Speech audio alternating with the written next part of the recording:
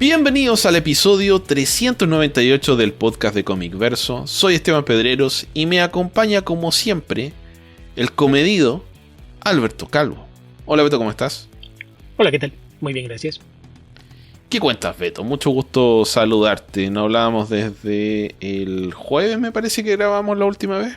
Sí, el jueves de la semana pasada. Estamos grabando esto el miércoles 7 de agosto. Lo que también significa que es nuestro segundo programa del mes de agosto. Ah, excelente. Bueno, faltan pocas semanas para que logremos pasar agosto, Beto. Por lo menos yo. En tu caso, no sé cuál es el mes que hay que pasar para festejar un año más de vida. Pues hasta febrero. Falta mucho. No, ese es el mes de los cumpleaños, Beto. Pero acá existe un dicho de los abuelos que pasan agosto porque agosto es el último mes frío. Ah, ya. No, acá al contrario. Acá estamos en verano. No, acá generalmente lo de el resto de otro año, generalmente lo aplican en diciembre y tiene que ver con las fiestas de temporada. Entonces, cuando alguien dice que se siente muy mal o lo que sea, dice, no, yo creo que esta no llego a cargar a los peregrinos. Entonces, básicamente lo tenemos ligado al año nuevo. Pasaste las fiestas decembrinas, un año más llegaste. Entonces estamos ligados al año calendario. Claro, es como el momento más difícil del año para alguna gente. Bueno, un momento triste, Beto, permiso para hacer un pequeño recuerdo. Falleció un amigo mío el día lunes. Bueno, el día martes, en realidad fue la madrugada del lunes para el martes, que hace algún tiempo les comenté que grabé un episodio de un programa que se llama Leche y Galletas, entonces era uno de los participantes. Es un ex compañero de la universidad que nos seguimos viendo por muchísimo tiempo y bueno, siempre tuvo problemas de salud y lamentablemente esta vez no logró recuperarse, así que un saludo para el recuerdo de Marcelo Prado, Beto. Pues que descanse en paz y lamento tu pérdida. Gracias, Beto. ¿Qué te parece si comenzamos a responder preguntas, comentar noticias y esas cosas que hacemos en este programa? Me parece bien. ¿Con qué quieres partir? Partamos con las preguntas, Beto, que después se acumulan y se vuelven un poco pesadas. No les digas pesados a nuestros escuchas. No. A veces pueden ser necios y demás, pero pesados creo que no. Beto, te estás descontextualizando. ¿Me crees capaz? Por supuesto. Ok. Vives para esos momentos, Beto. Tendré que trabajar una vez más en mi sutileza. Los tells ya están ahí, entonces necesito buscar un nuevo enfoque. Sí, bueno. Esto de que hablemos casi todas las semanas hace que te conozco un poco, Beto. Ok. Bueno, entonces empezamos por Discord y después de que estuviste insultando a nuestros escuchas, lo primero que tenemos aquí en el canal de Comiverso Responde es Abraham Ramírez, que nos pone captura de pantalla y dice, humilde aportación, pero ya tiene otro patrocinador. Procuraré preguntar más. Muchas gracias, Abraham. Muchas gracias, Abraham, por esto y por muchas cosas que has hecho también por este podcast, también por tu arte que nos mandas de vez en cuando ahí para compartir lo que te gusta hacer. Sí, y no hagas caso de las cosas que dice Esteban. No necesariamente refleja lo que piensa. No necesariamente mis palabras reflejan lo que pienso. Sí, básicamente. De ahí no me hago responsable por lo que digo. Esa es la clase de disclaimer que creo que debería estar en el intro del programa, pero no sé si sea válido o si sería una buena estrategia. Como sea, ya pasando a las preguntas, tenemos a Arturo López, que siguiendo con esto dice, yo el sábado creo me actualicé a superhéroe, pero ya no supe si sí fue así. Yo no he entrado a la página, no lo he checado, pero aún si no pasó, se agradece la intención. Muchas gracias, Arturo. Sí, pero si lo concretas agradecería aún más. Sí, yo no he entrado, como te tocó a ti la semana pasada, no he entrado a Patreon, entonces esta semana probablemente sí vea qué movimientos hay por ahí, porque sí estaba triste el tema la última vez que lo chequé. Pero bueno, ya entrando a las preguntas, el mismo Arturo dice, ayer leí una historia de Batman dibujada por Mike Zeck y me pareció un arte muy bueno que no tenía en el radar. ¿Qué otros artistas de Batman consideran que no son tan famosos ni conocidos en el medio, aunque sean muy buenos? Yo aquí antes que otra cosa quiero quejarme de esto. No tan famoso ni conocido en el medio, Mike Zeck. Mike Zeck es una de las pocas personas vivas que es considerada una leyenda y bien ganado. O sea, ¿por qué? O sea, es que, Beto, no todos tenemos la misma edad ni hemos leído las mismas cosas, así que yo entiendo la pregunta en el sentido de que lo hace desde un punto de vista de desconocimiento. Por ejemplo, si viera algo de, no sé, Michael Golden, probablemente diría algo similar. Sí, Ahora, pero está ahora, bien, Beto. a lo mejor Está bien, Golden no porque tiene le proyectos, gustó y quiere saber más. pero Golden no tiene proyectos de tanto perfil como Sek. O sea, Guerras Secretas, por algo le dieron esa serie a Mike Sek. Sí. Y Golden es uno de los artistas más influyentes en 3 generaciones de artistas, pero nunca tuvo un proyecto de alto perfil. Ahí sí te creo, en el caso de Golden, que no se tan conocido, pero Sek, y no sé qué habrá leído de Sek de Batman, porque todo lo que hizo era buenísimo, pero es que Sek sí es de esos. Pero mayormente hizo portadas, porque por ejemplo, el momento en el que yo recuerdo haber visto por primera vez a Mike Zeck fue cuando leí Las 10 noches de la bestia, Uh-huh. 10 Nights of the Beast, que es pero él no la dibuja, es de Jim Aparo y Jim Starlin, o Jim Starlin y Jim Aparo, y Mike Zeck hace las portadas. Las portadas pintadas, que eran muy buenas. Uh-huh. Sí, pero por ejemplo, en Legends of the Dark Knight, si no me recuerdo, tiene 2 arcos. Que el más famoso ¿Cuál? de ellos es en Legends of the Dark Knight. Ah, Tiene sí, 2 arcos. Que según el más famoso es el de Criminal.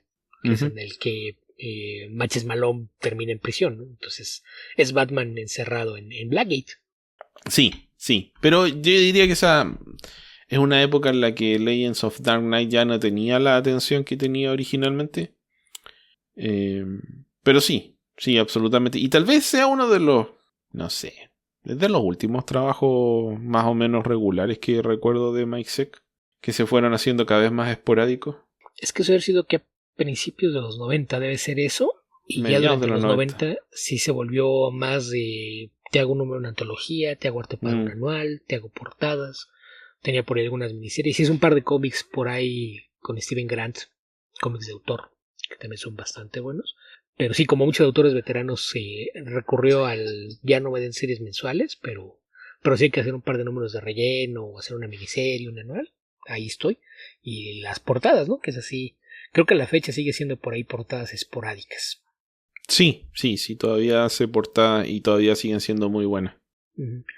Pero bueno, ya. Aclaro eso de que lo de Sek que sea desconocido o esté fuera de mucha gente. Más allá de eso, ¿a qué artista se te ocurre que deberían ser más famosos? Mira, en la misma beta, y debería generarte la misma reacción, Lee Wicks. Que eso lo hemos dicho siempre. Cada vez que decimos Lee Wicks, yo insisto, no sé por qué Lee Wicks no es una superestrella en el medio. Es increíblemente talentoso, uno de los mejores narradores vivos y con un estilo súper atractivo, ¿no? Y no...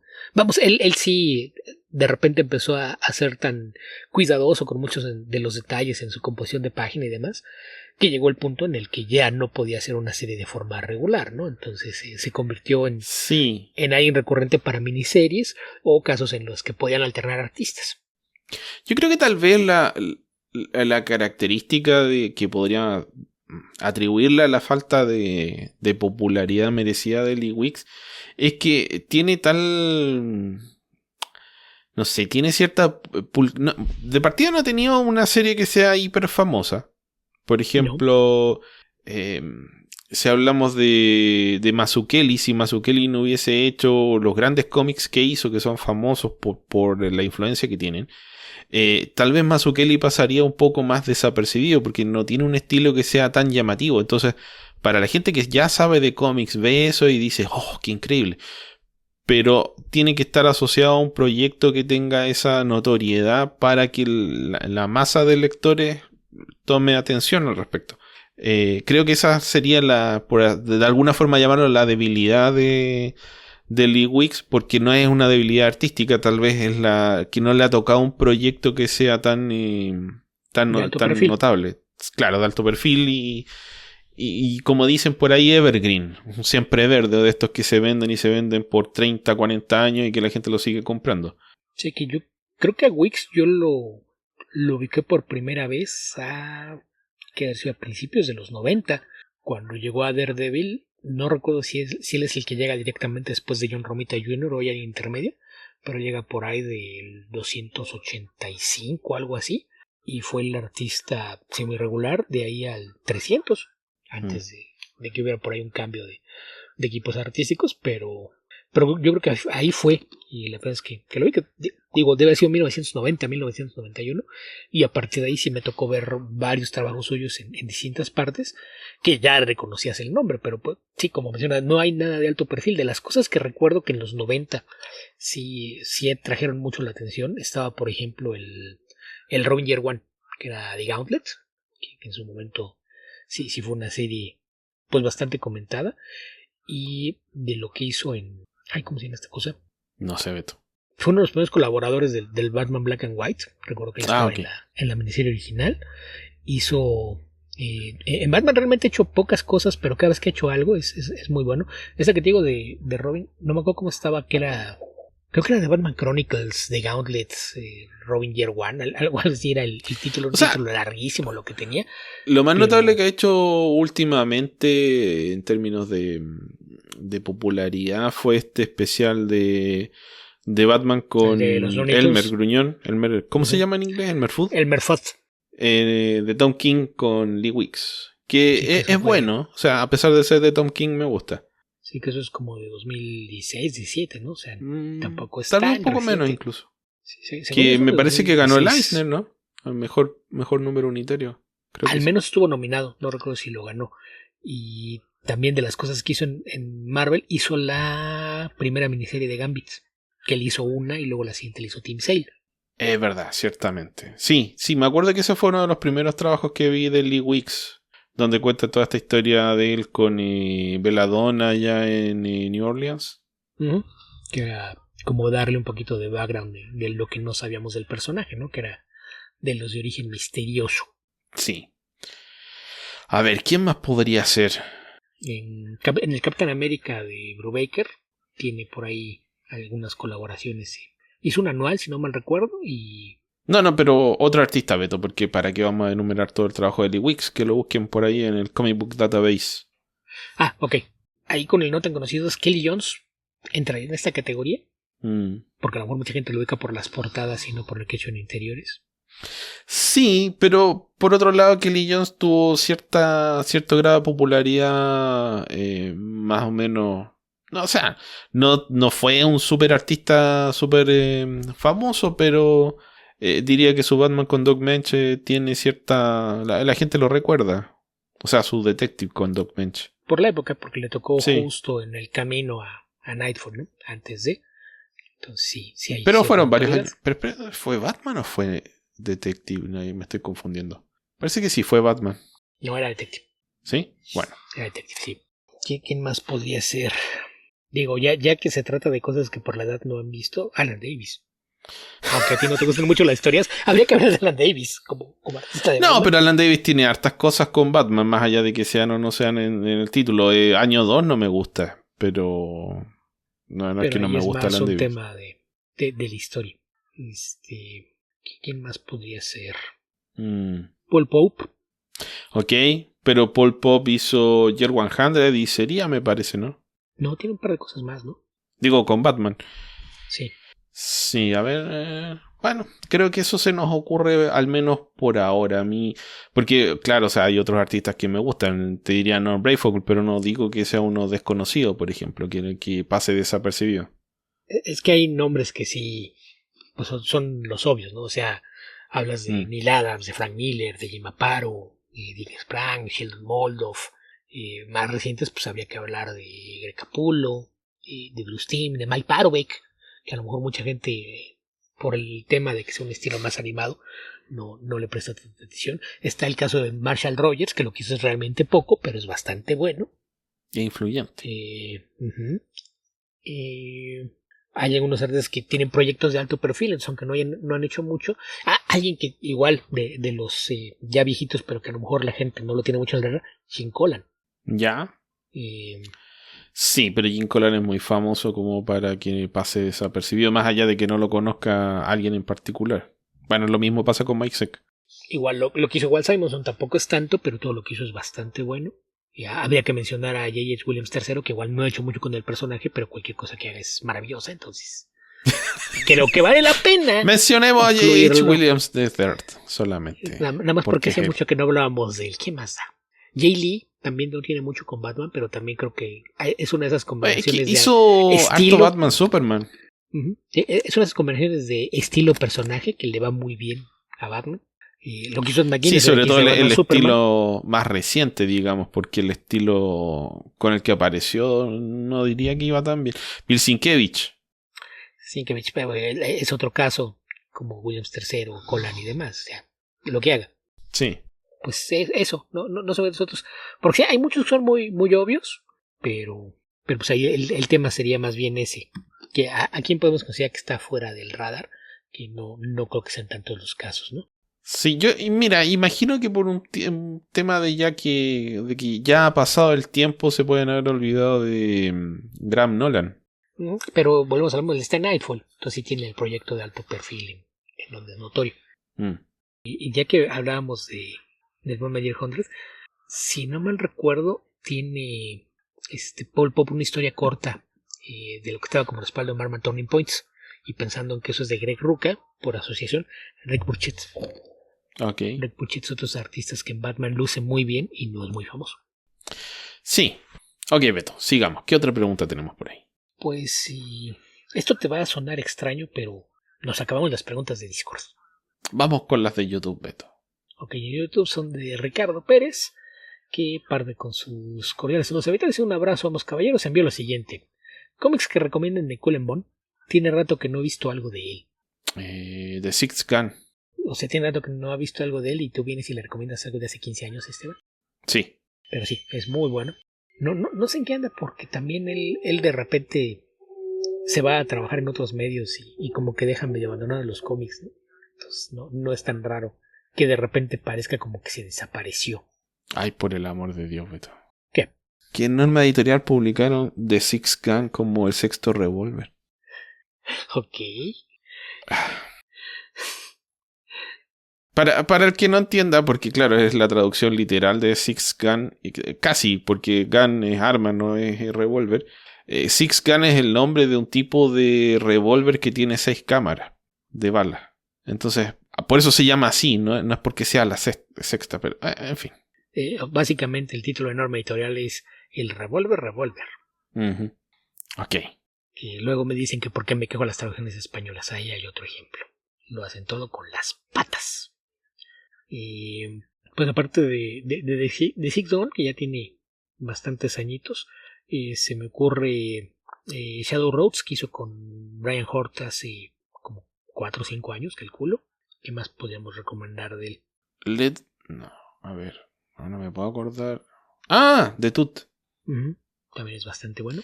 The Tooth es una novela gráfica que la comenté hace un montón de tiempo con Sean Lee, que es el dibujante, y Matt Kindt, que también la dibuja. Sí, a mí también me gustan mucho algunos cómics de licencias, pero pues ahí eso dependerá más bien de qué tanto te gustan las licencias, ¿no? Claro. Porque yo ahí le recuerdo que ha hecho cosas con The Shadow y Army of Darkness en mis series. Que son Bueno, ha hecho buenas. muchísimas cosas, la verdad. Sí, es uno de los escritores que parece que es bastante rápido, ¿no? Sí, justamente. Ah, ya sé que no. Horror County. Ok. Que es parte con Tyler Crook y después creo que hay otros artistas, pero sobre todo si le gustan los cómics de horror, Horror County es muy, muy buena. Ok. ¿Qué más, Beto? ¿Qué más? Siguiendo con las preguntas de Ricardo, dice: ¿creen que el hecho de que James Gunn y DC casi no hayan tenido presencia en la Comic Con les afecte? ¿O hay algo que no estamos viendo? ¿Crisis interna en el nuevo universo cinematográfico o no nacido? Pues no, más bien lo que pasa es que tienen un proyecto pendiente y del que han ido haciendo anuncios y actualizaciones, pero realmente no tenía nada que enseñar en Comic Con, entonces no tenía mucho caso que fuera. O sea, ¿para qué va? Es que tenías dos opciones. Una es apurar las cosas, que sería una ridiculez. Otra es apurar reseña, o sea, no reseña, material para mostrar en la Comic Con como para generar interés. Yo creo que probablemente van a estar más cerca para Nueva York. Probablemente en Nueva York ya haya un tráiler, ya hay algunos teasers, ya veas más cosas, porque ahorita están filmando. Y aparte, y en realidad yo creo que en donde vas a ver mucha presencia de ellos va a ser el año que entra, porque la película se estrena en julio, justamente el mes de la Comic Con, entonces no me extraña que incluso haya screenings alrededor del evento, y seguramente ahí va a ser el lanzamiento fuerte de la nueva versión del universo cinematográfico de DC, ¿no? Que no estoy seguro que no vaya a llevar ahora, porque pues ahora lo que hicieron fue pues nada más avisar, sí, seguimos trabajando y les avisamos que regresamos a nuestro antiguo logo, y presentaron como el logo de DC Studios el famoso Bullet que diseñó Milton Glaser y que fue el logo de DC Comics de 1975 a 2005, si no mal recuerdo. Sí. Sí, a mí me parece que es más bien sensato, me hace sentir tranquilidad que no se hayan apurado a mostrar cosas que no... ¿Para qué? Que no están listas. Mejor esperar a que estén listas y hacerlo cuando corresponde. No estar en una situación de pánico de tenemos que enseñar algo porque no, la verdad es que no. Que ya hubo por ahí algunas filtraciones de fotos, entonces ya vimos algunos de los personajes y demás, y pues se ve bien lo que están haciendo. A mucha gente le emocionó que avisaron que iban a filmar en la Grand Union Station de Cincinnati, que quien no lo sepa, es el edificio del que está inspirado el Salón de la Justicia. Entonces, pues creo que hay pocas noticias de lo que está haciendo con la película, pero ese es el punto de partida de esto. Por ahí también vi que se hicieron anuncios extras del casting de voces para los Creature Commandos y cosas por el estilo, pero pues ¿para qué apresurarte con anuncios de cosas que todavía no tienes nada que enseñar? Sí, a mí me habla de sensatez y eso me parece que le falta o le faltaba a DC, así que está bien. Sí. Después pregunta, ¿la hija de MJ y Peter Parker que se secuestraron al final de la saga del clon aún es canon? No sé, Beto, me parece que no, pero no, yo creo que tú no. lo sabes. Lo que pasa es que ahí pues después se nos atraviesan temas como el Brand New Day y cosas por el estilo, entonces según yo eso dejó de ser canon. Fue un retcon que se agradece. Sí, bueno, claramente entraron en pánico en Marvel. Dijeron, Spider-Man está demasiado viejo, no puede ser. Y tenían razón. Es un tema bien extraño porque de repente se fueron aprobando cosas y luego dijeron, ¿saben qué? Se nos pasó la mano. Hay que dar marcha atrás. Y eso tiene enojados a muchos fans viejos porque ahora están inconformes con que se haya hecho ese matrimonio. Entonces, no lo sé. Ahí creo que algo que pudieron haber hecho fue aprovechar su multiverso y cantidad de distintas versiones y tener un Spider-Man casado y con hijos y otro soltero y más joven y nadie se hubiera quejado. Pero qué sé yo. Es de esos casos en los que de qué lado de la discusión cae probablemente tenga que ver mucho con tu edad. Sí. Ok. En retrospectiva, la decisión de revivir a Norman Osborn en los cómics del Hombre Araña fue buena en mi opinión. Ustedes, caballeros, ¿qué opinión les merece? ¿Fue polémica en su momento? ¿Cuál de las veces a cuál de los regresos? Me imagino Norman, que se refiere a primero. La aparición cuando regresó. O sea, sí, porque sí estuvo muerto, ¿qué?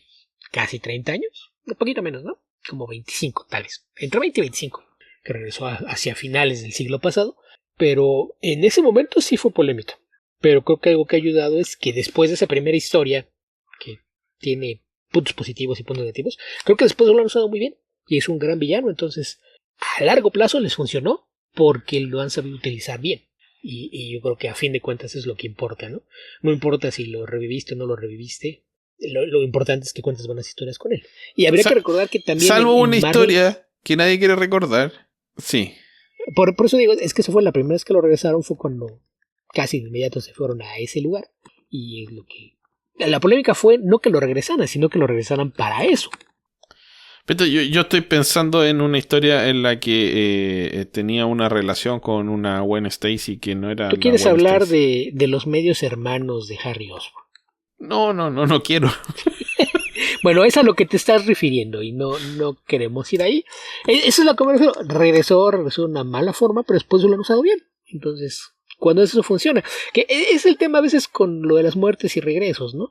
Es la naturaleza de la bestia en los cómics de superhéroes, que un personaje popular no lo puedes matar para siempre porque pues implica estar renunciando a algo que te generaba dinero y que en ocasiones te da para buenas historias. Entonces esa es la razón por la que suelen regresar. Y ya sabemos que el viejo adagio en Marvel era nadie se queda muerto para siempre salvo el tío Ben y Bucky. Y cuando regresaron a Bucky no hubo quejas. ¿Por qué? Porque lo regresaron con una gran historia y desde entonces han usado muy bien al personaje. Entonces yo creo que el tema es ese. Si lo vas a regresar es cómo y por qué. ¿Para qué? Sí, justamente. Entonces, yo no tengo problema con que regresen los muertos, siempre y cuando no haya sido una muerte de, sí, estuvo muerto 3 meses, porque nada más fue para generar atención y ventas momentáneas. O sea, que cuente por lo menos un tiempo, que lo dejes de ver, que de veras se sienta como que se murió, que te tomes su tiempo para realizarlo y que cuando lo realices lo hagas bien. Creo que es lo que puedes esperar en los cómics superhéroes, porque es un género en el que esta idea de que las historias tienen que crearte la ilusión de que avanzan sin hacerlo en realidad, pues es algo que creo que es un mal necesario a cómo funciona, ¿no? El que tengas de repente que a personas que mataron, y que es la razón por la que yo siempre he abogado que y cada vez que venga un nuevo equipo creativo, haz de cuenta como que lo anterior no ocurrió, parte de cero. Olvídate de problemas y no estás tratando de apegarte a una continuidad que entre más pasa el tiempo más complejo se vuelve. Usa lo que te sirva y lo que no, ignóralo. Ok. Todavía nos quedan algunas preguntas más, Beto. Supongo que ya la habrán comentado en su momento, pero ¿qué opinan de la serie live action de Krypton? No la comentamos. La acabo de terminar en Max y me gustó. No esperaba nada de ella y tuvo buenos detalles. La verdad no le di ninguna oportunidad y no creo que se la dé Ricardo. No sé si tuviste algo de eso, Beto. A mí me perdió en el tráiler. Yo vi el tráiler y decidí que no tenía el más mínimo interés en verlo. Y no lo hice. Yo le tenía... No sé si sabes esto, Ricardo, pero no nos gustó Man of Steel. Así que le tenía mucho prejuicio y animadversión a la idea de hacer una serie de Krypton que en retrospectiva es la mejor parte de Man of Steel. Tiene algunos momentos que me llegan a gustar, diría yo. Pero que a la vez son... no sé si daban para hacer una serie. Una serie de una sociedad tan aséptica, tan controlada como que no sé. No me llamaba la atención, no sabía para dónde querían ir con eso y la misma idea de que Krypton se prolongue más allá de, no sé, supongo que iba a ser anterior a la destrucción de Krypton, obviamente, pero se me hacía como una ridiculez, la verdad, y no le di ninguna oportunidad, así que no tengo idea si será buena o mala, yo tenía mala disposición y la mantengo. Sería increíblemente divertido que hicieran una serie sobre Krypton después de destruir. Sería tal vez más interesante, Beto, pero más complicado en términos de continuidad. Lo peor es que ya se me ocurrió algo que podría funcionar. Junto con otra idea que vi en la semana que también me pareció que tiene potencial. Ok. ¿Qué pasa si es una historia de zombies y fantasmas en la que la misma persona sea el zombie y el fantasma? ¿Cómo puede ser un zombie y un fantasma a la misma vez, Beto? El zombie es el cuerpo revivido, pero no hay alma. El alma es el fantasma. Ok, o sea, están disociados. El zombie y el fantasma están disociados. Ajá, pero es la misma persona. Su cuerpo y su espíritu. ¿Y qué quiere? ¿Quiere recuperar su cuerpo? Imagínate al espíritu atormentado. ¿Por qué estás comiendo eso? Eres una persona decente, tus vecinos te respetaban. No puedes estarte comiendo los sesos de la vecina. Yo creo que hay prejuicios contra los zombies, Beto. Los zombies no comen solamente sesos. Y a veces basta con que te muerdan nomás para transformarte en zombie. Tantita dignidad, tápate. Se te cayó un brazo, regrésate por él. Creo que había potencial en hacer algo con eso. No lo sé. Y ahora se me están ocurriendo ideas. Sí, tal vez para un chiste de Saturday Night Live, Beto. Tal vez para un sketch. No sé, se me están ocurriendo ideas con más potencial. O sea, conté el chiste, pero hay cosas que fuera de chiste creo que funcionan. Y con Krypton se me ocurren dos cosas que podrían funcionar. Pero no sé. No lo digas, Beto, porque alguien te copiará la idea y perderás todos los millones de dólares que te esperan. No, como te dije, en las últimas semanas volví a empezar a escribir, entonces de repente veo estas cosas y se me ocurre algo. Pero si fuera esto. Pero sí, como sea. Bueno, Krypton, insisto, yo vi el tráiler y en el tráiler no vi nada que me pareciera interesante. Y dije, no voy a perder el tiempo con eso. Tengo muchas cosas más que ver. Nada. Así es de que, ya para cerrar con las preguntas de Ricardo, su última pregunta dice: ¿se ha levantado la polémica de lo que viene después de Secret Wars? ¿Soft reboot o tabula rasa? ¿Ustedes qué opinan, caballeros? Yo voto por el soft reboot. No sabemos. Opinar sobre qué va a pasar no podemos hacerlo. Sobre qué nos gustaría... Sí, eso de levantar polémica por algo para lo que faltan 4 años, sí se me hace un poquito absurdo. Entonces, yo tengo mucho tiempo abogando porque...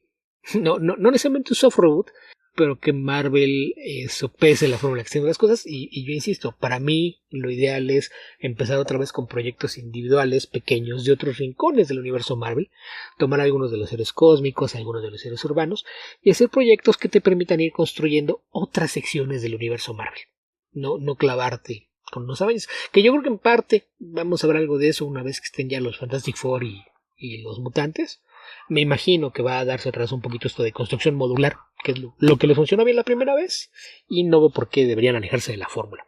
Entonces no es ni un soft reboot ni una tabula rasa, nada más aprovechar que el universo de personas a tu alcance es mucho más amplio de lo que hemos visto hasta ahora en pantalla. Sí, yo creo que la especie, o sea, soft reboot realmente no ha habido, pero a la vez un poco sí, en el sentido de hablar un poco menos de los otros personajes. Eh, a diferencia de los cómics, como el tiempo pasa a la velocidad normal para los actores, no puedes tener aunque lo quieran intentar, no puedes tener a Hugh Jackman actuando de Wolverine hasta los 90 años. Entonces te obliga a hacer nuevos castings y relanzar a los personajes. Creo que va a depender del estado en el que esté el universo Marvel después de Secret Wars. Si efectivamente se ve que hay un agotamiento, como yo lo siento actualmente hasta cierto punto. O sea, me reanimó, me revitalizó ver Deadpool Wolverine. Pero siento que está estancado el universo Marvel y más bien en una curva descendente. Porque se aferraron a seguir apegados a la línea de lo que fueron las primeras 3 fases. Ok, pero, sigamos. Entonces, ¿en qué estado va a estar después de la película? Va a determinar qué es lo que quieren hacer o qué es lo que convendría hacer. Probablemente con el paso de tantos años valdría la pena hacer un pequeño soft reboot y hacer un recast de muchos personajes y tratar de avanzar en esa dirección. Yo soy de la idea de que sí van a darle un poquito más de prominencia a algunos de los héroes, lo que sean los Young Avengers. Entonces eso podría ser la vía para el soft reboot. Porque hay mucha gente que también vi que hoy era trending topic T'Challa. Porque otra vez ya andan los fans. No, ya regresaron hasta los héroes de Fox. ¿Cuándo va a ser el recast de T'Challa? Entonces, pues a veces creo que es más un tema, lo he dicho antes, a veces esto de vivir en la era de reacción y escándalo en redes sociales hace que le demos más importancia a cosas que no las tienen, ¿no? Porque además, para cuando termine Secret Wars, ya vamos a tener a los Fantastic Four y vamos a tener una idea de qué son las adiciones que le van a hacer al universo Marvel, porque eso está puesto en el pasado. Y hay posibilidades de que incluso sea alguna línea temporal alterna, qué sé yo. Entonces, yo creo que lo mejor que podemos hacer es esperar a ver qué es lo que pasa de aquí a Secret Wars y cómo quedan las cosas después de Secret Wars antes de empezar a discutir sobre qué es lo que van a hacer ahora, porque las posibilidades son muchísimas. Sí. Bueno, pero soft reboot sí, relanzamiento, no sé. Creo que la parte que no me convence es la de partir desde cero. Entonces me gusta más la idea de darle pequeñas reinterpretaciones a los personajes. O sea, una de las cosas que no me gusta de lo que se ha hecho con Batman es que siempre volvemos a contar el origen de Batman, el origen de Batman, el origen de Batman. Viejo, es siempre lo mismo, ¿no? Con tantas pequeñas variaciones que le hacen, la verdad es que no cambia mucho el personaje. Entonces siento que Batman siempre debiera partir desde la segunda historia.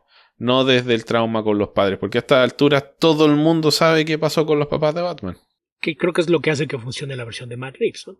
Se va más a la idea de este Batman que sigue siendo medio leyenda urbana y no enfocarse otra vez al trauma de infancia y lo que hace con ella. Sí, y en ese mismo sentido con el resto de los personajes de Marvel, creo que sobre todo Tony Stark, qué sé yo, son personajes que ya la gente los absorbió, los entiende y no necesitas partir desde el cero. Se convierten parte del Zeitgeist, entonces también eso hace difícil que tengas un relanzamiento de cero, porque a quien pongas como Iron Man o quien pongas como Captain America va a haber un rechazo natural. Entonces yo por eso soy de la idea de que tal vez sería mejor partir con los Young Avengers o voltear otros rincones del universo de Marvel, tomar otros personajes, darle cierta prominencia y dejar que pase algún tiempo más. Sí. Digo, ya, una vez que hayan pasado 20 años, pues sí, ya podemos hablar de un cambio generacional y a lo mejor entonces sí ya puedes pensar en volver a tener un core de los Avengers clásicos. Sí, lo paradójico de Iron Man es que Iron Man nunca fue tan bueno como en el cine. Sí, tiene muy buenos cómics, tampoco digas que nunca. Mejor di que tú nunca has leído cómics buenos de Iron Man, los hay. Pero nunca fue tan popular. Pero el personaje de Tony Stark nunca fue tan interesante o tan entretenido como la interpretación de Robert Downey Jr. El carisma de Robert Downey Jr. transformó a Tony Stark en un personaje mucho más interesante que antes. Esa es otra. Es un carisma que no puedes proyectar en el cómic. No. Entonces era un personaje interesante, pero con muchas limitaciones. Y el tener a Robert Downey en el papel te permitió tener el lado oscuro, el alcohólico que producía armas, te permitió tener al genio científico carismático que hablaba bien ante los medios y jugar un poquito con las dos cosas. De una forma que en los cómics de una u otra forma el mismo medio no te permite eso. Puedes presentar distintas características del personaje, pero no puedes proyectar el carisma que da un actor en pantalla. Entonces, lo que iba a decir yo es que hasta antes de que se hiciera la película de Iron Man, podrías haber relanzado el universo Marvel y olvidarte de Iron Man. Actualmente, no sé, o sea, es uno de los personajes más importantes y más reconocibles del universo Marvel. Y si relanzas el universo cinematográfico, tendrías que dedicarte a Iron Man. Y no sé a quién vas a encontrar que logre empatar siquiera el carisma de Robert Downey Jr. Debe haber algún actor por ahí, porque no es como que sea todo el mundo único, pero va a ser muy difícil para cualquiera reemplazar ese impacto. En los cómics Iron Man era una de las piedras angulares de los Avengers. En el cine se convirtió en una de las piedras angulares del universo Marvel. Sí. Y esa es una enorme diferencia. Entonces, por eso digo, denle 10 años más. 10 años más de dejarlo muerto, no hay otro Iron Man, lo que sea. A lo mejor puede ser cosas interesantes. Insisto, si te vas a los héroes jóvenes, dale una oportunidad a Riri de hacer cosas con una armadura. Tengas a Ironheart por algunos años y pasado algún tiempo, una vez que cumplan su ciclo igual de tener varias películas de los actores jóvenes, entonces sí pensar en darle una nueva oportunidad a los héroes clásicos. Pero, yo creo que van a esperar a que Timothée Chalamet tenga 35 y le van a ofrecer el papel. Es probable, no me extrañaría. Ok, Beto. Nos quedan preguntas todavía, aunque no lo creas. Las de Twitter, ¿no? Así es. De Gaider Abdul. Sí, tal cual. No nos gusta tanto con ellas. ¿Qué piensan del cómic 47 Ronin de Stan Sakai? Nada. Muy bueno. Comentado aquí hace varios años. Ok. También lo he comentado por escrito. Y es Stan Sakai, uno de los mejores narradores visuales que ha visto el medio en toda su existencia. ¿Qué puede salir más si decide tomar un relato histórico del Japón feudal y convertirlo en cómic? Absolutamente nada. Es buenísimo. Si no han leído, se están tardando. Ok. Después, si recuerdan alguna historia de cómic que tenga 3 páginas de longitud y que me puedan recomendar, es para una tarea. Yo, desde que estaba en la secundaria, me hice el propósito de jamás hacerle tareas a nadie más. Mal argumento. Mira, lo único que se me ocurre, pero no me acuerdo si son 3 páginas, es la historia de la Navidad de cuando está Papá Noel, el viejo pascuero, le tiene que ir a dejar su carbón a Darkseid, que es una historia de Ty Templeton que está por muchos lados, pero no sé si son 3 páginas, me da la impresión de que son como 5 u 8. Según yo son como 6. Ok. Entonces no creo. Historias de 3 páginas, lo más fácil es que vayas a buscar en antologías viejas. En antologías viejas hay historias de 2, 3, 4 páginas. En años más recientes es muy raro que sea un formato tan pequeño. Yo sí he leído muchas historias cortitas. A mí me ha tocado incluso escribir historias de 2 páginas para antologías. Entonces, en antologías independientes no es tan extraño que haya cosas así, porque generalmente en cómics de Marvel, DC o en el mainstream en general, es muy raro que hayan historias de menos de 6 páginas. Son 2 páginas, Beto. ¿Son 2? Son 2. Ok. Y está publicado en el blog de Ty Templeton. Así que si lo buscas, se llama Present Tense. No sé si te sirve de 2 en vez de 3, pero es lo que hay. Y es muy buena. Sí, porque aparte por el armado de antologías, los números dones también es algo, una ocurrencia extraña. Así es de aquí. Yo recomiendo ir a buscar antologías independientes, sobre todo de los 70 y 80. Ahí se ven muchas historias cortitas. Mucho lo que sea Nitty Creepy, había historias cortitas que probablemente ahí sí haya varias. Puede que haya alguna historia corta de Spirit de 3 páginas, pero las que más recuerdo eran, porque Spirit tenía muchas historias de 8 páginas, que era el formato de los dominicales. Era el formato del suplemento. Claro, y tenía de repente historias que eran un poquito más cortas, entonces venía una historia de 1 página, o de 2 páginas, o de 3 páginas. También puede que haya algo más cortito en Flinch. Recuerdo que había historias de 4 y de 5 páginas, no recuerdo si alguna de 3. Mira, me parece... que esto ya lo leí hace demasiado tiempo, pero había algunas historias cortas, me acuerdo, y hay algunas que ya no han sobrevivido el paso del tiempo porque la censura actualmente no lo permite, pero había una historia de un tipo con una especie de flauta que le permitía volar en uno de los números de Spirit. No me puedo acordar, pero probablemente si buscas historias cortas de Spirit, así como súper cortas, puede que encuentres algo de 3 páginas que te sirva para lo que andas buscando. Que generalmente son buenas, aunque tienes que leerlas bien porque hay algunas de esas que ya no resisten la crítica actual. Sí. Ok, ¿qué más, Beto? ¿Qué más? En CMYK de Vértigo, creo que había historias hasta de 4, no recuerdo que había una de 3, pero por ahí también le puedo buscar. Siguiendo con las preguntas de Gaider, dice: he estado leyendo de nuevo Weapon X, ¿qué les parece este cómic? Bueno. Muy bueno. ¿Pueden comentar cómo fue el recibimiento cuando salió y sus impresiones la primera vez que lo leyeron? ¿Cuántos años tenías cuando salió Weapon X, Esteban? ¿Cuando salió o cuando lo leí? No, aquí dice, ¿pueden comentar cómo fue el recibimiento cuando salió? No, porque era un niño y ni siquiera estaba leyendo cómics. Y no tenía idea del mercado estadounidense, así que no tengo idea. Sí que causó algún grado de impacto, porque bueno, es como una de las... Tal vez en esa época como lector guardaba cierto... No tal vez. Guardaba ciertos prejuicios a las historias de Marvel porque no tenía la reputación de tener estas grandes historias... Que es falso, no es cierto, pero no tenía la reputación de tener estas grandes historias memorables. Entonces algunos de los títulos que se ofrecían para compararlo, por ejemplo, con Dark Knight Returns, con Watchmen, con Year One, eran justamente Weapon X. Alguna de los X-Men de Chris Claremont, tal vez God Loves Man Kills, cosas por el estilo. Entonces, recuerdo esos comentarios siempre desde el punto de vista de gente que ya se estaba riendo de su propia talla, o sea, diciendo que realmente no tenían punto de comparación. Pero tampoco tenían el mismo afán. Y sí hay cómics de Marvel, creo yo, aunque tal vez no reciben el marketing adecuado, que son comparables con ese tipo de obras. Sin ir muy lejos está el mismo equipo creativo de Batman Year One hizo otro cómic muy notable unos meses antes en Marvel. Así que hay varias cosas por ahí.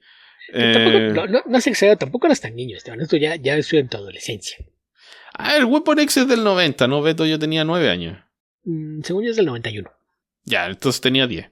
Porque fue el año en el que yo empecé a comprar cómics en inglés, pero meses después. Que a mí, en mi caso, fue curioso, porque yo empecé a comprar cómics en inglés en el verano del 91, y Marvel Comics Presents no fue uno de los primeros títulos que empecé a coleccionar. Probablemente a los 2 o 3 meses. Sí estoy consciente, el primer número que compré de Marvel Comics Presents es el número 79. Que la portada de Weapon X es justamente una de las famosas porque es Logan con las garras extendidas y el casco puesto con el fondo rojo. Entonces, ese es el primer número que yo compré de Weapon X, pero es a la mitad de la historia. Entonces sí fue como que ok, esto está muy interesante, pero no sé qué demonios está pasando. Y pasó más de un año antes de que pudiera leer la historia completa, porque igual busqué en los números atrasados que aunque encontré 2 de los números anteriores, pero la historia partió en el 71 o 72, entonces sí me faltaban varias partes. Y lo que puedo decir, pues la recepción, pues yo puedo hablar de cómo era acá en México, porque pues cuando lo agarré, lo llevé a la caja y les pedí que por favor agregaran la serie a lo que era mi suscripción regular. El dueño de la tienda me dijo: yo pensé que ya lo leías, esta historia va muy bien, y yo, pues si me hubieras avisado antes que estaba buena, a lo mejor lo hubiera empezado a leer, no sé. Mira, yo leí Weapon X cuando lo publicó Vid, y eso debe haber sido por ahí por el año 96, 98 tal vez, 96 probablemente. Sí, según yo fue hasta por ahí de mediados del 93 que apareció un hardcover con la historia completa y después lo han reimpreso varias veces, pero en español sí, recuerdo que fue a mediados de esa misma década.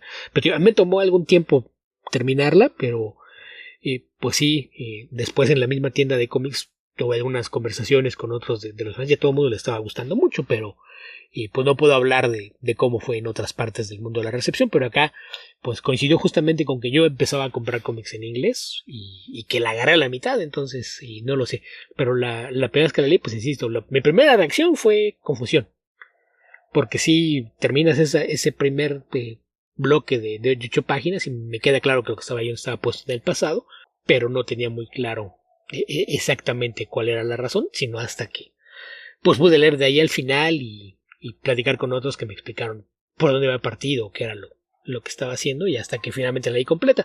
Pero vamos, sí me parece que al nivel artístico, pues de entrada no hay nada que pelearle. Y pues es una historia que además ha tenido impacto años después, ¿no? Porque cuando decían que Marvel se había sacado de la manga lo de que las garras fueran de hueso, pues hay un par de alusiones y comentarios que hay en esta historia que dan a entender que en efecto las garras ahí estaban y también fueron forradas junto con el esqueleto. Entonces la historia pues nunca ha estado libre de polémica, pero es muy buena, siempre fue buena, y hasta donde yo me quedé la recepción siempre fue positiva. Sí, yo diría que el arte es mejor que la historia. Sin que la historia sea mala. Y me parece también... que la historia es muy simple, el arte sí, la crece. Exacto. Y me parece, por aquí puedo estar muy equivocado, que es el primer cómic que Barry Windsor Smith hace como autor completo, ¿no? Había hecho algunas cosas en las revistas de Marvel, las antologías de horror y fantasía, pero en superhéroes es la primera vez que hace algo escribiendo y dibujando. Sí. Entonces tenía ese renombre como estas historias fundacionales, pero a la vez no sé, bueno, como dice Beto, se hace esa alusión, pero yo tengo ahí algunos vacíos con X-Men, o sea, unos grandes vacíos con X-Men, entonces no sé. En la época en la que empecé a leer X-Men estaba leyendo cómics que eran anteriores a Weapon X, junto con Weapon X. Entonces referencias directas no había. Uh-huh. Y el tema de las garras, bueno, sí, es una pequeña alusión, se habla de que tiene algo ahí, pero lo otro se desarrolla después. Y fue también en la época cuando salió esa historia, porque ahora dicen, el Wolverine perro, sí, qué sé yo, pero es la época posterior a la muerte de Superman, entonces había toda una corriente de hacer estos giros, golpes de timón con los personajes más populares para ver si agarraba algo de ese tren de dinero que empezó con la muerte de Superman. Sí, y también mencionar que una de las cosas que más llamaba la atención a nivel de historia era la estructura, ¿no? Porque recuerdo que escuché que alguien la comparaba con una película de slashers. Porque fuera del principio y el final, que es en donde tienes la perspectiva de Wolverine, el resto del tiempo ves a los científicos que están siendo perseguidos por una máquina de matar. Entonces, sí te da esa reminiscencia de slasher, pero por lo mismo se siente como algo inusual para una historia de superhéroes. Sí. Es que hay un contraste muy fuerte entre leer los X-Men de esa época, o tal vez no de esa época, pero sí de la época anterior, la que estaba leyendo yo, los X-Men de Claremont y Byrne. Compararlo con esa historia de Barry Windsor Smith, como dice Beto, es un tono completamente distinto, es otra forma de contar la historia. Y Wolverine es tampoco, bueno, se volvió tan popular que de a poco se hizo el personaje que era el centro, o sea, el punto de vista del lector en el cómic. Bueno, eso tomó años, ¿no? Pero pasó, eventualmente llegó a pasar. En aquella época fue cuando ya mencionas convención del 91, a fines de ese año fue cuando reestructuraron todo para darle las gracias a Chris Claremont y poner el cómic en manos de Jim Lee y Will Portacio, que de todos modos no querían hacer nada con él. Entonces no es tampoco, esto salió en una época muy popular de los X-Men, pero en donde realmente no había un rumbo definido en la franquicia. Sí, en fin. Queda la última pregunta. Creo que Marvel y Barry Windsor Smith están peleados por este cómic. ¿Pueden hablar de eso? No sé, Beto, no recuerdo esta historia. ¿Algún pleito como tal? No. Sé que le molestó que en la serie de Wolverine hubo una historia que la anunciaron como la secuela de Weapon X y que expande algunas de las escenas del cómic, que era lo que hacían Larry Hama y Max Silvestri.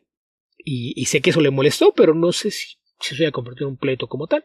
O sea, no es extraño que un autor, cuando ya se añade a sus historias, pues se moleste, pero pero de eso que haya derivado en pleito, no tengo idea. O sea, pleitos con Marvel, gente que trabajó ahí en los 70, 80, muchos que tienen que ver con regalías, con el trato del arte original y muchas otras cosas. Entonces, Vargas de mí tenía problemas con Marvel, sí, pero no sé qué tantos pueden ser derivados de esta historia. Más allá de esto que menciono, de que le molestó que hicieran una supuesta secuela. Sí. Ok, Beto. Creo que con eso terminamos todas las preguntas de esta sesión, ¿no? Según yo, sí. Ok, ¿qué te parece si pasamos a comentar otras cosas, entonces? Me parece bien. ¿Qué quieres comentar? ¿Qué leíste? ¿Qué viste? ¿Qué tienes por allá? Creo que podríamos hablar un poquito de Batman de Caped Crusader. Ok. Logré ver los primeros 4 episodios de la serie, Beto. Ok, yo llevo 6. Me gustó que hay una influencia marcada y notable de Ed Brubaker y Greg Rucka en esto, que no es solo porque hayan escrito buena cantidad de las historias, sino también porque integraron a los personajes y la estructura de Gotham Central dentro de esta serie. Spoilers. Sí, que yo creo que lo primero que me llamó la atención es que en donde Batman de Animated Series tenía un intento de hacer un airecito noir suavizado para todas las audiencias, creo que aquí sí dijeron, esto no es para niños, no tenemos restricciones de cadena, se va a noir. E incluso tiene algunas secuencias que es una imagen recurrente en los cómics noir, que tienes una mujer al volante y ves todo en penumbras, pero hay más luz sobre sus ojos, que lo vemos un par de veces. Sí. Yo dije, okay, es si algo artificial que no sabes de dónde viene, solo tiene efecto dramático.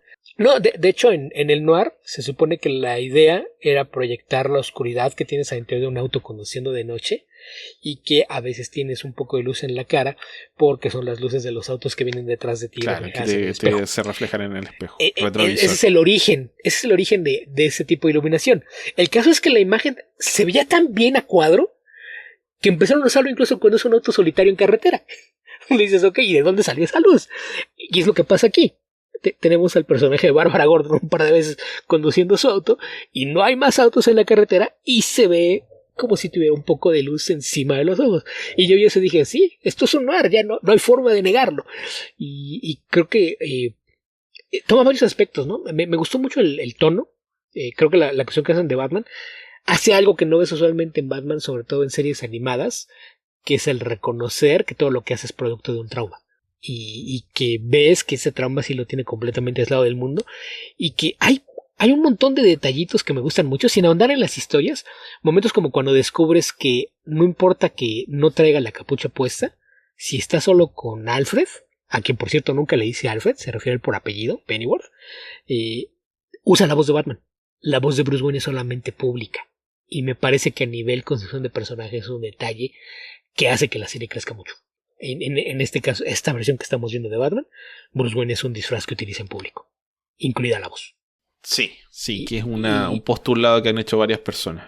Ajá, que a veces depende de qué cómics estés hablando, o sea, que no puedes generalizar porque hay veces que ha funcionado así y hay veces que no, pero son esos detalles que aquí te deja claro cómo va la construcción. Y en el episodio en el que lo obligan a tener sesiones de terapia y demás, creo que ahí ahondan un poquito con esto. Y si la relación que tiene con Alfred, creo que sí deja entrever que algo que separa esta serie de las cosas que han hecho antes con Batman es justamente eso, el darle el peso que necesita la idea del trauma de infancia. Entonces, no sé, en general me ha gustado mucho lo que he visto. Me gustaron las reversiones de muchos de los personajes, el darles esta nueva construcción, el ambientarlo en lo que parecen los años 40 sin ser tan obvio o evidente, nada más te das cuenta de repente por la arquitectura, por los autos, por la forma de vestir. Sí, y nunca es un lo poco dices. Anacrónico, tiene elementos que no son propiamente de los 40. Pero tiene lo suficiente como para que tú sepas que lo que estás viendo es en el pasado. Y por eso entiendes que no hay computadoras, no hay teléfonos celulares. Entonces, es un detalle que ayuda a que la historia al mismo tiempo sea temporal y no tenga que amarrarse de repente a muchas cosas que esperas con la tecnología actual y que pues juegas con elementos anacrónicos porque, por ejemplo, que exploran abiertamente las preferencias sexuales de dos personajes, en este caso la doctora Coincel y la detective Montoya. Me parece que es algo que probablemente la serie del 91 jamás lo habríamos visto. Y mucho de lo que han hecho con presentar algunas de las cosas más oscuras del universo de Batman, que igual generalmente a series animadas no llegan, como es el caso, por ejemplo, de los policías corruptos. Que aquí tienes a dos que están directamente sacados del cómic y en una versión mucho más fiel al cómic que la que habíamos visto en el 91, por lo menos con Bullock. Entonces, sí. Bueno, hay uno que es recurrente en los cómics y otro que en realidad es más recurrente en el cine. Flash es un personaje que aparece en Batman Year One y si no me falla la memoria, nunca más. Creo que llegó a aparecer un par de veces en cómics, pero nunca llegó a tener un rol ni siquiera de recurrente o ocasional siquiera. No, y es un personaje que ya apareció en Batman Begins y me parece que también en el último Batman. Entonces, sí, hay muchos elementos ahí que son bien interesantes, como dices, el trabajo ya directamente de cine noir y esta, a ver, es una mezcla, diría yo, toma muchos elementos de Gotham Central. Gotham Central, una de las características de la serie es que estaba ambientada en Gotham, obviamente. Los policías eran los protagonistas y Batman era una presencia. Era casi un mito urbano. Entonces, en muchos aspectos, cuando ves cómo trabajan los policías, Batman tiene ese mismo rol, pero a la vez tienes las partes en las que Batman derechamente está protagonizando la historia. Está hablando con con Pennyworth, perdón. O está investigando un crimen. Pero se da esa dicotomía, esa distancia entre, por lo menos en estos primeros episodios, entre la policía y Batman. Que tiene mucho sentido, tiene mucho más sentido en el contexto de esta historia que la que tenía en Gotham Central. En Gotham Central es una ficción a efectos de contar esa historia, porque Batman ya tenía, no sé, 60 años de cómics y algunas historias donde era de haber estado festejando, no sé, el cumpleaños de algún policía en la estación en algún cómic. Sí, es probable. Entonces, esa fue un giro, una forma de cambiar el tono de las historias de Batman bastante forzado, pero que dio lugar a historias bien interesantes. Y acá, por supuesto, al tratarse de un personaje que están explorando el inicio, los comienzos de Batman, permite que se dé esa evolución desde aparecer como una figura mitológica, transformarse en un avistamiento confirmado, a eventualmente empezar a interactuar con los policías, como ya empieza a pasar hacia el episodio 4, donde derechamente la ciudad, el alcalde ordena que atrapen a Batman y se desarrolla, o sea, se ordena la creación de esta fuerza de tarea encargada de apresarlo. Spoilers. ¿El 4 es el de Firebug? Yes, sí. Sí, que aparte de ahí, pues hay algunos ecos de año 1, ¿no? El primer policía con el que interactúa y cambia palabras es con Gordon. Y se da de un punto de vista de estamos del mismo lado, aunque tú no lo sepas. Y creo que está muy bien manejado. Como dices, cómo pasa de ser una leyenda urbana, avistamiento confirmado, a que lo ven ni siquiera como alguien que está peleando contra el crimen, ¿no? Nada más un tipo enmascarado que anda causando caos en la ciudad. Y aparte que hablan mucho de este tema de que Gotham es una ciudad totalmente corrupta de pies a cabeza, tanto entre los políticos, la policía y demás. Entonces creo que el trabajo de construcción de mundo te permite partir de un punto en el que las historias de Batman son mucho más interesantes que verlo como el héroe que es ya algo conocido y aceptado, ¿no? El que no sea a quien llama la policía cuando tiene un problema, sino que sea alguien que sigue operando en las sombras bajo sus propias reglas y que pues esto lo coloca en esta posición de repente tener que enfrentar tanto a la policía como a los criminales. Entonces, en sentidos de construcción de mundo y construcción de personajes, creo que se nos hicieron una labor que es digna de descartarse. Mencionabas de lo de Brubaker y Roca, pues mencionar también que en este caso Brubaker es uno de los productores ejecutivos de la serie, que tiene 5 productores, ¿no? Sí, uno que no sé qué está haciendo ahí. Seguramente fue el que consiguió patrocinadores. Bad Robot seguramente atrajo dinero que permitió que le dieran luz verde al proyecto. Entonces tenemos a Bruce Timm, a JJ Abrams, a Ed Brubaker y a 2 personas más que tienen historia en televisión, pero ninguna relación con cómics o con el género. Y pues después de que se anunció eso fue cuando anunciaron los escritores y tenemos episodios escritos por el mismo Bruce Timm, por el mismo Ed Brubaker, y que Brubaker fue el primero que dice, yo lo primero que les dije, podemos traer a a Greg y trajeron a Roca para que suba un par de episodios, y el resultado pues es esta historia que, como mencionas, toma mucho de Gotham Central, porque creo que es una visión que compartían los dos cuando estaban escribiendo las dos series del personaje y de donde después partió Gotham Central, que ellos lo veían más como esta figura que, más que un superhéroe, era un vigilante que funcionaba mejor en este entorno urbano y en una ciudad en donde la corrupción y demás pues era una complicación que requería algo más que un superhéroe que apareciera a usar sus poderes para salvar el día. Entonces yo creo que en ese sentido, si son fans de las historias de Batman, en donde se le trata más como un vigilante urbano que como un superhéroe, es algo que van a disfrutar bastante. Sí, y obviamente es un trabajo en progreso, es algo que va a mutar con el paso de las historias. Ya se ve hacia el episodio 4, spoilers, un acercamiento con Gordon. No sé en qué momento se producirá que lleguen a ser amigos propiamente tal, pero es una relación de confianza que se va construyendo a lo largo de los años, como se ve en las películas, como se ve en los cómics, etcétera. Entonces, por ejemplo, volviendo a año 1, en año 1 Jim Gordon tampoco es amigo de Batman. Más bien se forma una opinión sobre Batman en año 1, divergente de la que tiene el resto de la policía. Otros elementos para destacar, hay muchísimos comentarios que van a ser del tono de ¡ay! Llegaron con las historias woke a Batman, porque hay una modificación del género y la raza de muchos personajes. Jim Gordon, Bárbara Gordon son negros. The Penguin es mujer. La figura, por ejemplo, tanto la futura Harley Quinn, la doctora Quinzel, como René Montoya son mujeres más bien normales. Chonchas, no claro, delgadas. No son delgadas como actrices de cine. Claro. Entonces, hay ahí que yo imagino que eso lo hizo a regañadientes Bruce Timm. No, me imagino que haya estado muy feliz de hacer eso.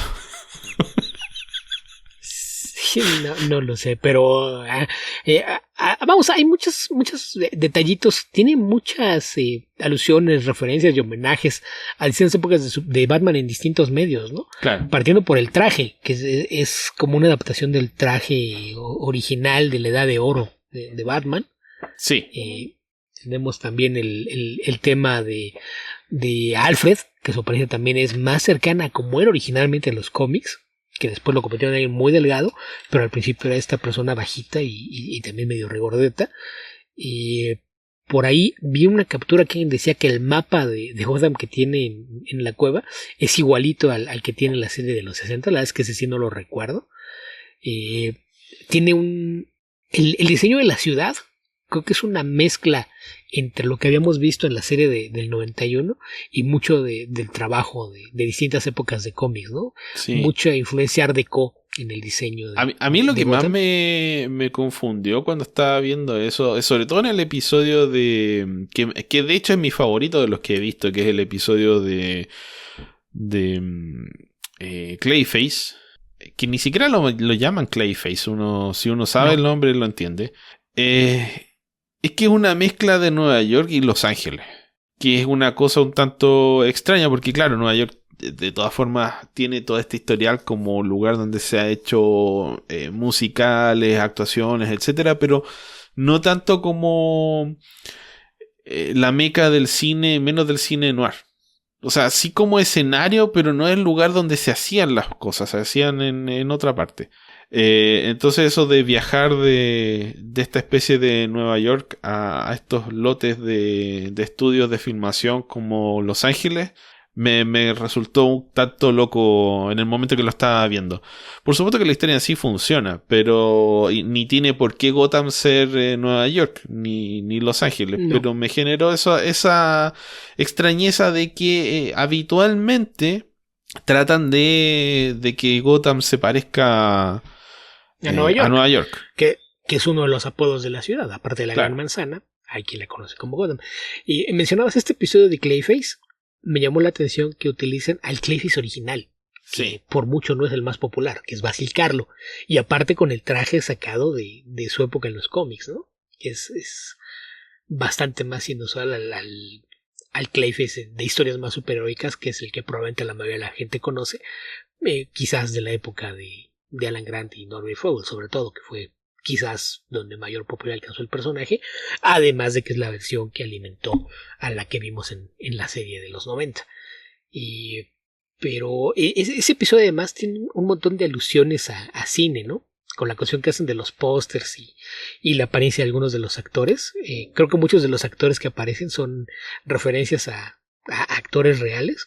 Y por ejemplo la trampa en donde pone a la actriz, que está tomada del foso y el péndulo, creo que también me parece un gran guiño. Entonces sí hay mucho que digieren en la serie. Creo que insisto, la influencia del noir es mucha.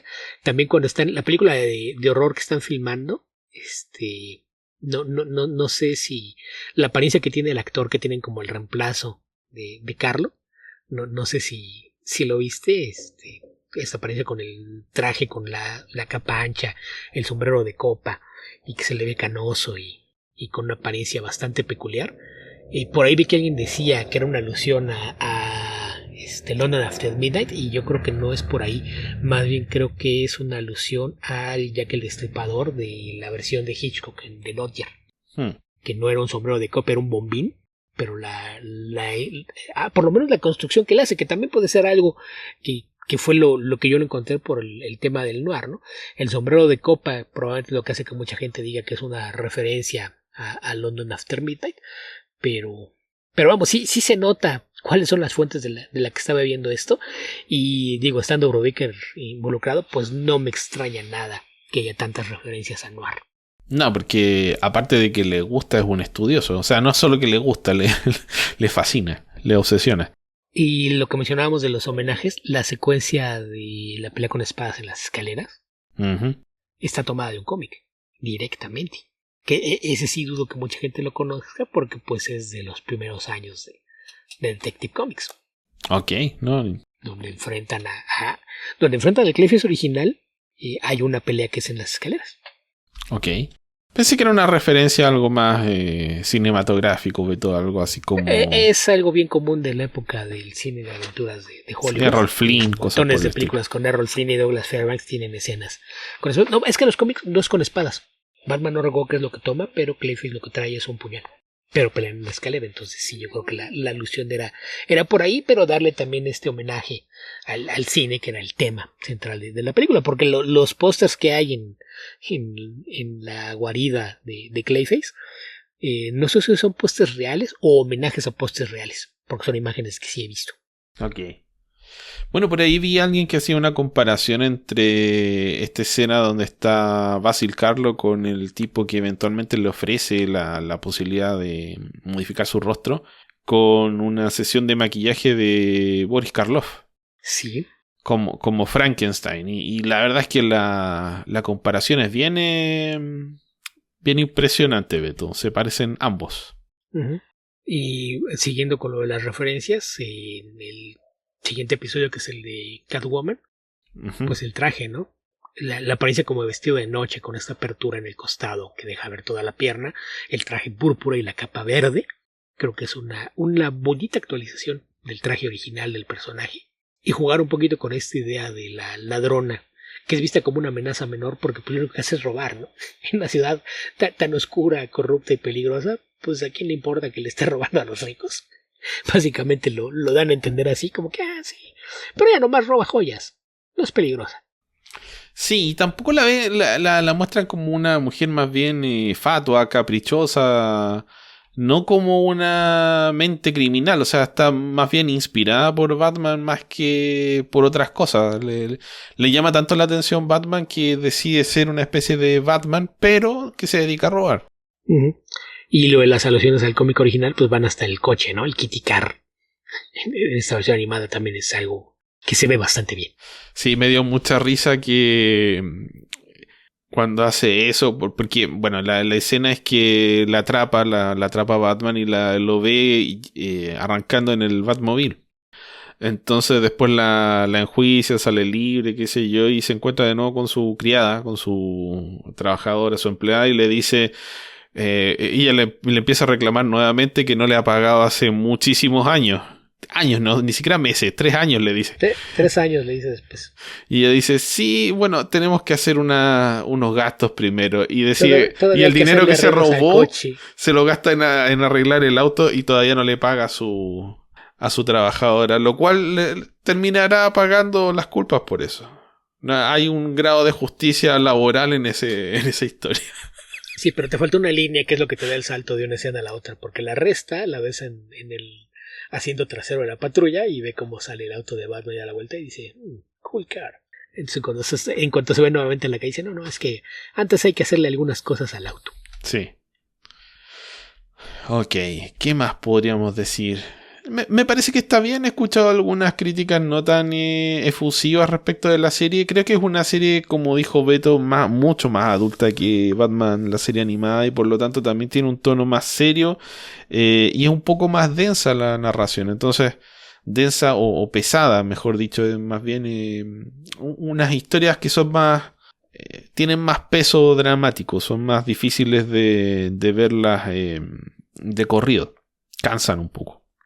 Pero cansan porque tienen contenido, tienen sustancia, no cansan porque tengan algún problema. Así que entiendo que puede haber alguna reticencia respecto a esto, sobre todo para los que esperaban ver más Batman la serie animada, porque tiene elementos de la serie animada, pero es otra cosa. Sí. Y no sé, a mí por lo menos me ha gustado mucho. A mí también. Y digo, tiene un montón de alusiones a cómics de la Edad de Oro, que fue algo que a mí sí me sorprendió mucho.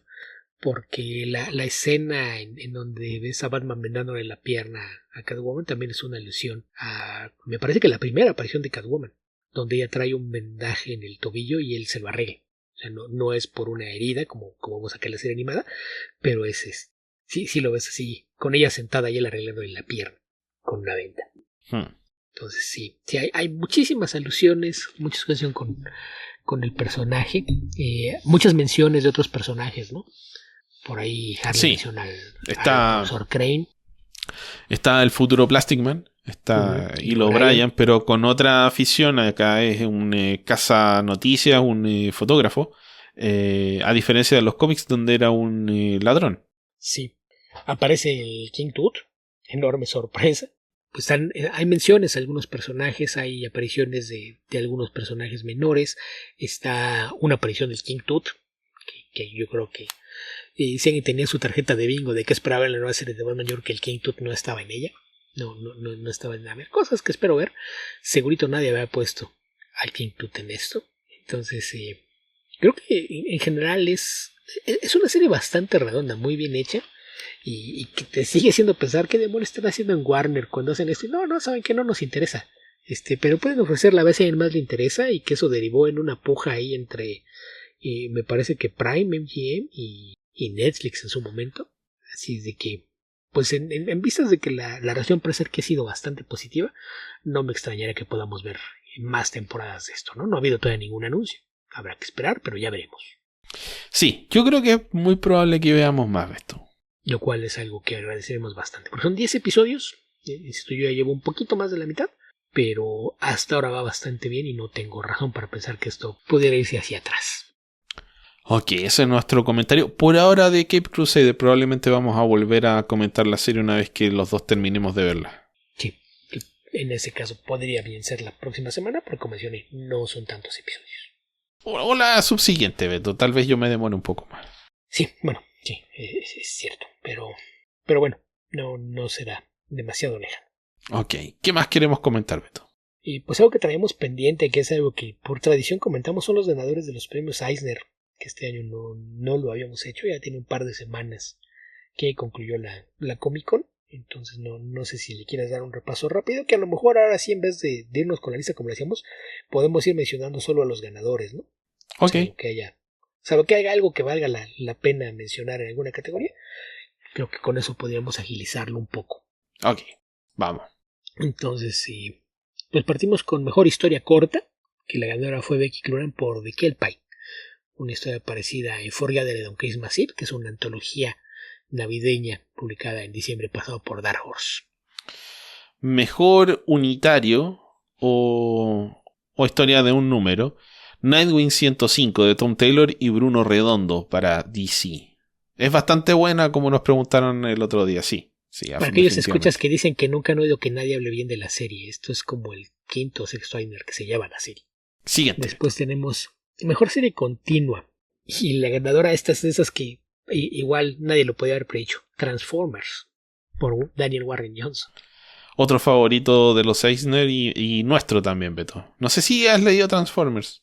Leí el primer número nada más, pero sí quiero seguir adelante. Que hay algo que después de que Daniel Warren Johnson se hizo fanático de la lucha libre y lo que derivó en Dua Powerbomb, incluye algún splash page con alguna movida sacada de la lucha libre. Cada número de los Transformers tiene una escena de esas características, Beto. Ok. Mejor serie limitada, Pipí Pupú de Caroline Cash, publicada por Silver Sprocket. Que es curioso, esa lo que me llamó la atención fue ver que había ahí publicaciones de Image, IDW y DC, y ganó el de la única editorial que no tenemos idea de que sea, y probablemente con la única autora que no conocemos de toda esa lista. Pero, ok, sí. Habrá que averiguar qué es eso y por qué. Mejor serie nueva ganó Somna, A Bedtime Story, de Becky Clone, editora Lotai, de los carísimos cómics de Distillery. Mejor publicación para lectores iniciados. ¿Ah? Jóvenes. Iniciales. Sí. Tempranos, eso. Bigfoot and Nessie, The Art of Getting Noticed, por Chelsea M. Campbell y Laura Netzger. Publicado por Penguin Workshop, Penguin Random House. The Workshop es su línea de novelas gráficas. Ok. Y mejor publicación para niños, Mexikid, A Graphic Memoir, de Pedro Martín. Y de Dial Books para lectores jóvenes, de Penguin Young Readers. Va a empezar a doler eso. Mejor publicación para adolescentes, Danger and Other Unknown Risks, de Ryan North y Erika Henderson. También publicado por Penguin Workshop, Penguin Random House. Cómic para niños del equipo creativo de Squirrel Girl, sí. Y después tenemos mejor publicación de humor. Y fue el especial It's Jeff, de Jeff Verse número 1, de Kelly Thompson y Guri Hiro. Para Marvel. Así es. Mejor antología, Cómics para Ucrania, editado por Scott Dumbier para SUP. Esta plataforma de crowdsourcing de cómics. Mejor trabajo basado en la realidad. La ganadora fue Three Rocks, The Story of Ernie Bushmiller, The Man Who Created Nancy, de Bill Griffith, publicado por Abrams Comic Arts. De esto he oído maravillas. Es una novela gráfica que supone que es la biografía del creador de Nancy, mejor conocida en Latinoamérica como Periquita. Ok, mejor memoria gráfica. Me parece que está en una categoría nueva, ¿no, Beto? No, ya existía. Ok. Family Style, Memories of an American from Vietnam, de Tien Pham, o Pham. First Second, Macmillan. Y Pham es apellido vietnamita. Sí. Mejor álbum gráfico nuevo, Roaming, de Mariko y Gillian Tamaki, de Drone and Corder. Mejor álbum gráfico reimpresión, Hip Hop Family Tree de Omnibus de Ed Piscor para Fantagraphics y Wonder Woman Historia de Amazons de Kelly Sue DeConnick, Phil Jiménez, Jin Ha y Nicola Scott. Que ahí el hecho de que hayan declarado un empate me suena... Se murió, tenemos que hacer algo. Sí. Me falta leer el número de Nicola Scott de Historia. Que es una miniserie de 3 partes. Pero esto, que como es álbum gráfico, pues se refiere al tomo que ya compila la historia completa. Después tenemos mejor adaptación de otro medio. Y la ganadora fue Watership Down, de Richard Adams, adaptada por James Storm y Joe Sudfin, de Ten Speed Graphic. Que quien conozca la historia de Watership Down, tanto el libro original como la película, pues es una historia bastante buena y me causa curiosidad ver qué tal está el cómic. Ok, mejor edición estadounidense de material internacional, Black Sad Volumen 7, They All Fall Down Part 2, de Juan Díaz Canales y Juanjo Guarnido, traducido por Diana Schutz y Brandon Kander para Europe Comics. Sí, que no sé si Diana Schutz sabe español porque no es la primera vez que veo que tiene crédito como traductora en algo, pero siempre con alguien más, entonces no sé si ella limpia la traducción o si ella realmente hace la traducción. Habrá que averiguarlo. Después, mejor edición americana de material internacional de Asia es By Picture Diary de Fujiwara Maki, traducido por Ryan Holmberg, publicado por Drone and Quarterly. Mejor proyecto o colección de recopilatoria de tiras cómicas, Dauntless Dames, High-Heeled Heroes of the Comic Strips, editado por Peter Maresca y Trina Robbins para Fantagraphics. Después tenemos mejor proyecto o colección de archivo cómics, es All Negro Comics 75, edición del 75 aniversario, editada por Chris Robinson para Very Good Books. 75º. ¿Cómo se dice en inglés? 75th Anniversary Edition. Ok. Mejor escritora, Mariko Tamaki por Roaming de Dronan Quarterly.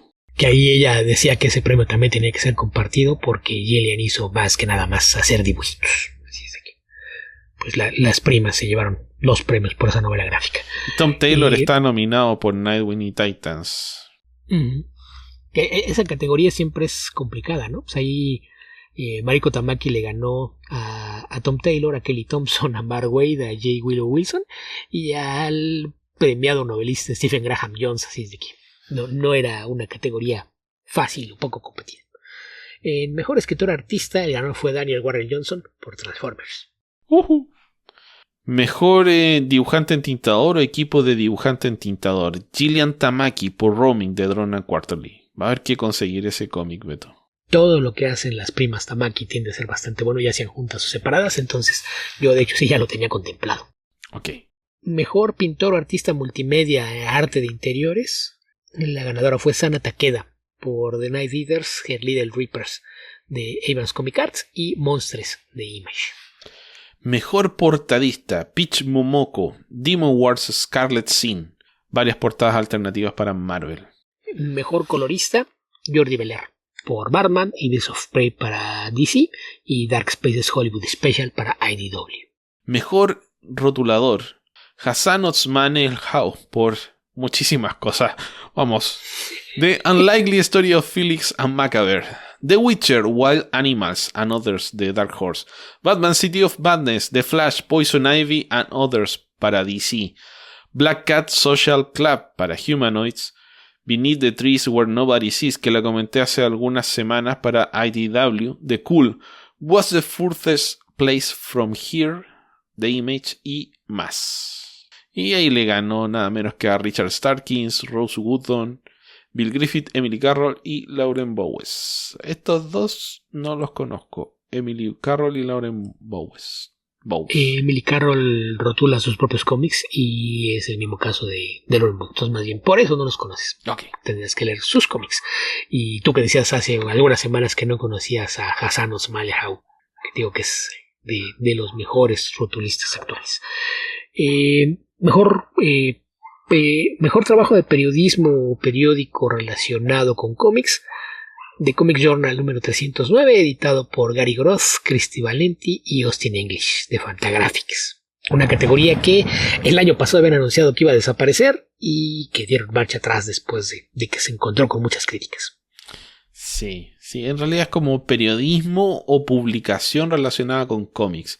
Porque, por ejemplo, Sketch es un podcast, que es el de David Harper. Me gusta y no me gusta el trabajo de David Harper, Beto. Es muy variable, pero generalmente tiene acceso a muchos autores, entonces es entretenido. Pero además de ser un podcast, tiene una versión impresa. Cada año saca un tomo con una selección. Sí, pero te cobra, tiene una suscripción. Sí, tiene una suscripción de paga y cada año saca una edición impresa, que esa sí la puede comprar cualquiera, con selecciones de lo que él considera que fue lo mejor del año. Entonces, ahí dan al sitio, entonces no sé si sea la suscripción al podcast o al trabajo en global, pero sí es alguien bastante polémico su trabajo, es muy fácil estar en desacuerdo con lo que dice, pero generalmente tiene contenido por lo menos interesante. Creo que hace muy buenas preguntas, creo que tiene buenas conversaciones con los autores, pero la parte que no me gusta es en las entrevistas, la cantidad de opinión que inserta en las entrevistas. Sí. Todo el rato que está hablando antes de hacer una pregunta. Eso me saca un poco, no me gusta. Pareciera como si quisiera guiarlas hacia alguna parte. Entonces sí es a veces... O tomar más protagonismo del que le corresponde al entrevistador. En fin. Mejor libro relacionado con cómics. I Am the Law, How Judge Dredd Predicted Our Future, de Michael Molcher, para Rebellion, o Molker. Ese también digo que es muy bueno, entonces también habrá que buscarlo. Mejor trabajo académico o escolar es para The Claremont Run, Subverting Gender in the X-Men, de Andrew DeMine y publicado por la University of Texas Press. Mejor diseño de publicación: Bram Stoker's Drácula, a Mary Shelley Frankenstein Box Set, diseñado por Mike Kennedy para Magnetic. Mike Kennedy siempre ha sido un muy buen diseñador, y Magnetic es una editorial muy chiquita, pero que siempre hace cosas interesantes. Mejor webcomic es para Lore Olympus de Rachel Smythe, que según yo esto es como la tercera o cuarta vez que Lore Olympus se lleva este premio. Esto es publicado a través de Webtoon. Mejor cómic digital: Friday, de Ed Brubaker y Marcos Martín, volúmenes 7 y 8 por Panel Syndicate. Y con eso completamos la lista de ganadores de los premios Eisner de este año. Creo que está bastante más variada que en años anteriores, ¿no? Creo que las quejas por de repente las omisiones como el año pasado, creo que sí llevaron a que cuidaran un poquito más lo que hicieron con esto. Sí, bueno, como siempre decimos, este es un buen listado de recomendaciones, así que en la medida que se puedan hacer de algunos de estos cómics, sobre todo aquellos que se repiten bastante, suelen ser cosas de las que vale la pena hacerse. Por ejemplo, bueno, hace ya un par de años comentamos, ¿cómo se llama?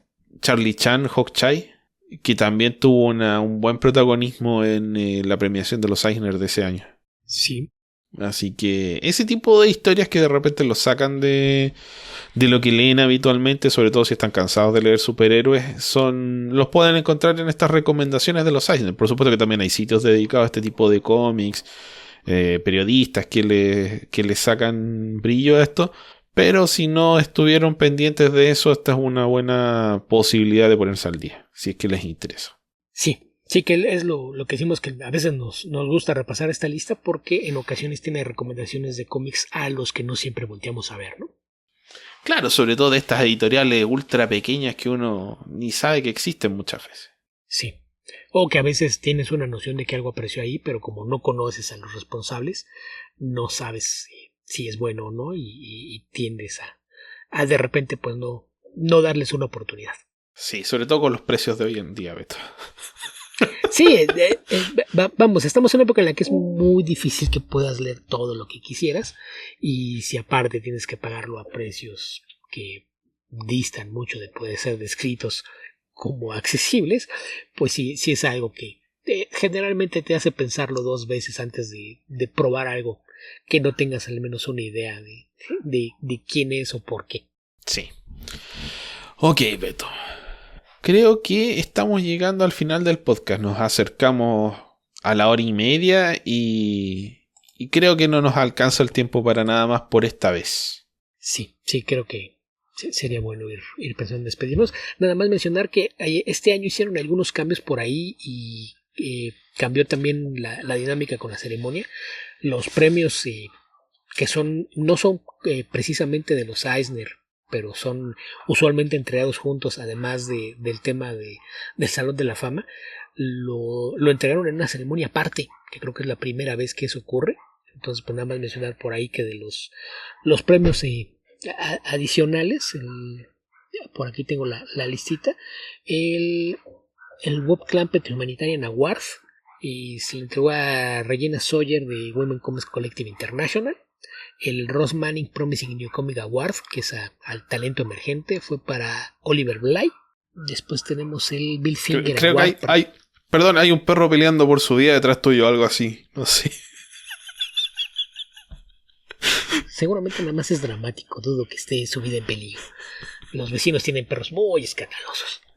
Okay. Pero bueno, el Bill Finger Award para la excelencia en escritura de cómics fue compartido por Joe Buffy y Ralph Newman. Que Joe Buffy también es de esas personas que a veces creo que la gente da por sentado que es parte del medio, no se aprecia su trabajo como debieran. El Will and Spirit of Comics Retailer Award, que es a las tiendas que hacen un trabajo en apoyar y promover el medio del cómic, le fue entregado a Joe Ferrara de Blackbeard Comics and Coffee House, una tienda de Maitland, Florida. Y en cuanto a la ceremonia del Salón de la Fama, además de los 19 figuras de décadas anteriores que son anunciadas de forma previa, la selección de nuevos ingresos a la fama, que es parte de la votación que está abierta a profesionales. Los seleccionados de este año, las 4 personas que son elegidas por votación abierta, fueron Klaus Jansson, Mike Mignola, Jill Thompson y Brian Talbot, que dudo que alguien tenga alguna queja respecto a los méritos de alguno de los 4. No, para nada, yo no, por lo menos, Beto. Sí, no. ¿Qué se les puede reclamar? Sí. Puedo confirmarle a Arturo que quedó ingresado como un patrocinador superhéroe, Beto. Excelente.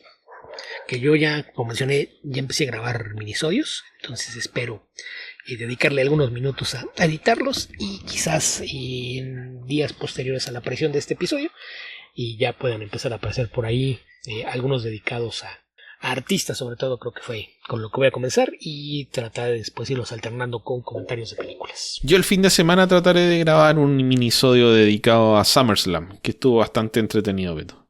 ¿Ok? Sí, tú lo dices. Sí, es solo para el que le interese, Beto, no tenemos que hablar sobre lucha. No te voy a obligar. Me parece bien, porque de todos modos no lo iba a aceptar. Con esto nos comenzamos a despedir. Recuerden que nos pueden encontrar en www.comicverso.org.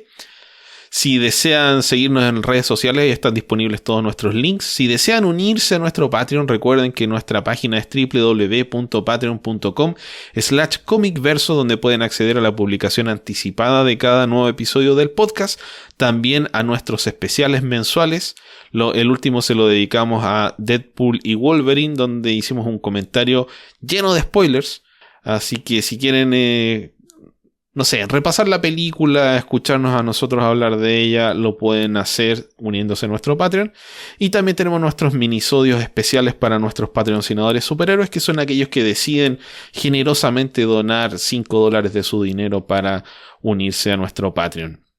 Si desean ingresar a nuestro Discord, que es donde llegan la mayoría de las preguntas que respondemos en este programa, lo pueden hacer ingresando a bit.ly/discordcv, discordcv todo con mayúscula.